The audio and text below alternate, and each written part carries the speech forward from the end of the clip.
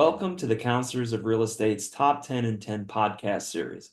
In these approximate 10-minute episodes, we'll discuss one of the prevailing 2023-24 top 10 issues affecting real estate. I'm your host, Jonathan Schein, CRE, and CEO and founder of the Real Estate Limited Partner Institute, better known as RELPI, in New York.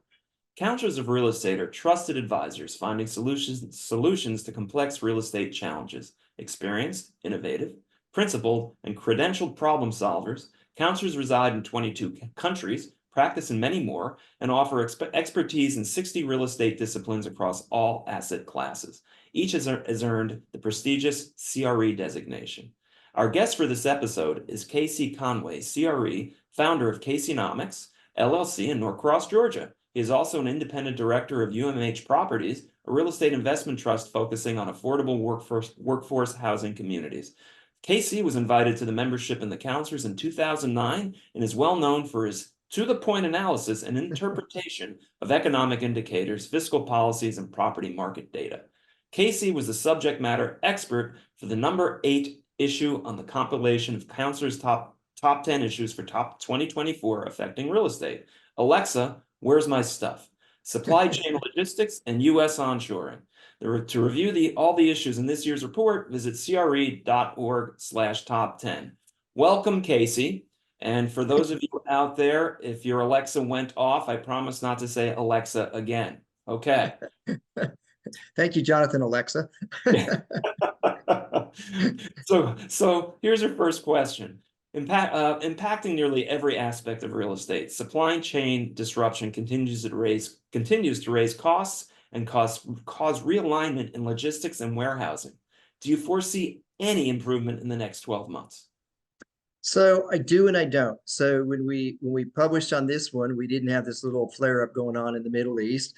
We didn't have a severe drought affecting the Panama Canal. So now we have our two biggest passageways in the world completely disrupted in supply chain. So I was feeling really good because what we were doing was we were essentially remaking our supply chain from one that was West Coast concentric in LA, and we moved everything to Chicago and then dispersed it, to one that's really moving more north-south. And kind of a watershed event on that was really when Kansas City Southern and Canadian Pacific Rail merged, creating our first North American railroad. And so I've been a apostle and student of this topic for a long, long time, going back to the Federal Reserve when Chairman Ben Bernanke asked me to do things like Hurricane Katrina affect supply chain and do ports really matter. I about fell out of my chair. But we've been rebuilding our supply chain north-south. We've been rebuilding the redundancy from our fourth coast, all of our counselors up there in the Great Lakes. That is our fourth coast. We do have 4 of them. And so everything that we need from Canada, whether it's potash or rare earth minerals or lumber, all that moves down into the Midwest and our southeast. And then we kind of manufacture a lot in Mexico and we move it back up to be assembled and whatnot. So we have all of these great ports, 22 from New Orleans to around to Savannah and Brunswick. We have inland waterways that when the water's flowing, the climate's working good. They work very well. And so I think we really have been rebuilding that supply chain north-south, which has been alleviating a lot of the problems. But now we've got this disruption with the Suez Canal and we have the Panama Canal. So my fear is that a lot of what we thought we were getting through, we're now facing a new way, one part geopolitical and one part climate affecting our supply chain. So we need a new east-west conduit. I guess Promontory Point is a little old school, I would imagine. So West Coast ports once dominated the supply chain flow. Now majority containers are flowing through East Coast and Gulf Coast ports. Why and how is this affecting real estate in these regions? Yes, you got to go back. Remember the pandemic, and we had like 100 ships backlogged at the port of LA and Long Beach trying to get through. And you've got a lot more challenges to do work and move goods through California. You got emissions controls and truck drivers and more labor union issues. And so industry said, when we have all this bottleneck together, we're going to look outward. And so the good news for those in Southern California in particular is it still services 40 million people. That's not going away. Supply chain, warehouse, industrial are very, very relevant, going to stay very, very expensive. What the pressure relief comes for Southern California is now the Inland Empire doesn't have to be overrun by trucking and diesel fuels.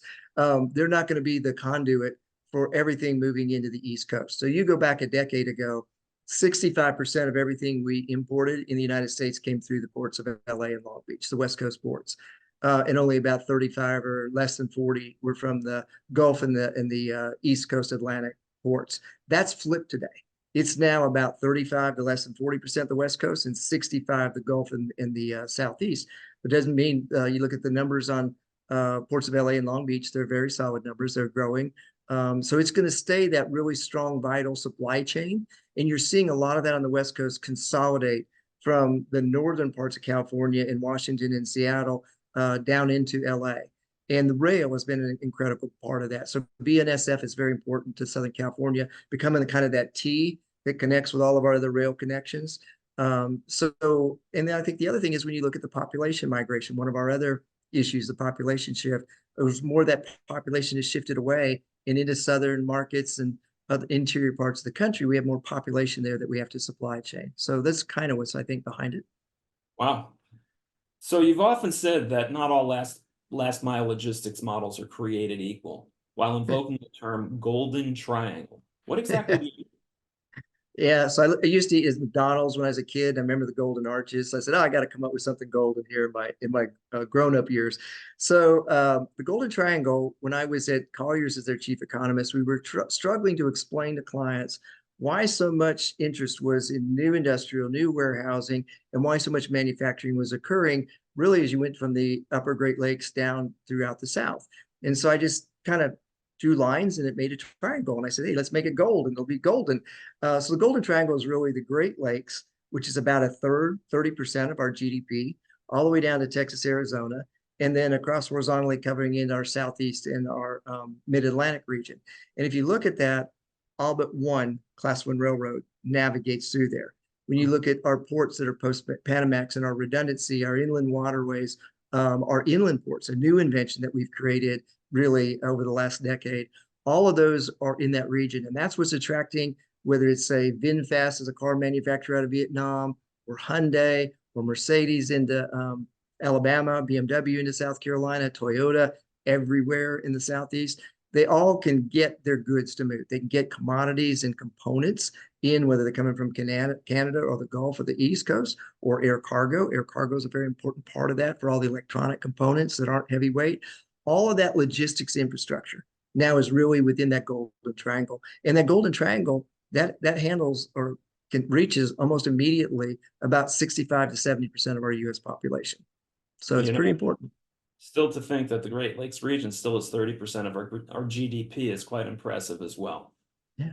Maybe we should have called it the Bitcoin triangle since it's now worth so much again. Well, we're in real estate, not that's what we do.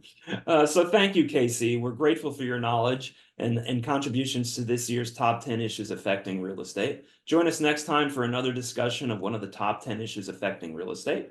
I'm Jonathan Schein on behalf of the Counselors of Real Estate. Thank you for joining us for this episode of the Top 10 in 10.